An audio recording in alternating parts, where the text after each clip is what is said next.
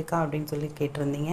Book back கொஸ்டின்ஸும் வந்து இதில் ஃபுல்லாகவே கவர் ஆகிருக்கு. நான் என்ன பண்ணுவேன்னா பிடிஎஃப்பில் வந்து அந்த லெசன்ஸ் வந்து ஏற்கனவே படித்து முடிச்சுட்டேன்.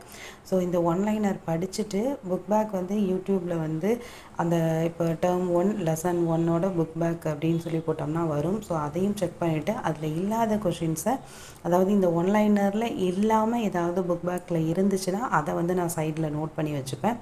ஸோ இப்படி தான் படிச்சுட்ருக்கேன். அதுக்கப்புறம் பார்த்திங்கன்னா நேற்று வந்து ஒரு வீடியோ போட்டிருந்தேன். அதில் இந்த 40 டேஸ் எப்படி வந்து படிக்கணும், எந்த மாதிரி நான் வந்து ஷெட்யூல் ஃபாலோ பண்ண போகிறேன் அப்படின்னு ஒரு ஐடியா வந்து உங்களோட ஷேர் பண்ணியிருப்பேன்.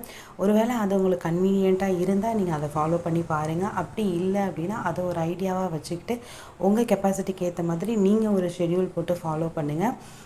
நைட் ஸ்டடி எப்படி படிக்கிறது, தூக்கம் வருது அப்படின்னு சொல்லி இன்னுமே நிறைய பேர் கமெண்ட் பண்ணுறீங்க. நான் என்ன சொல்கிறேன் அப்படின்னா, நம்ம இந்த 1 மந்த்து தான் கஷ்டப்பட போகிறோம். ஸோ வந்து ரொம்பவே ஹார்ட் ஒர்க் பண்ணுங்கள். தூக்கம் வரும்போது அதை எப்படியாவது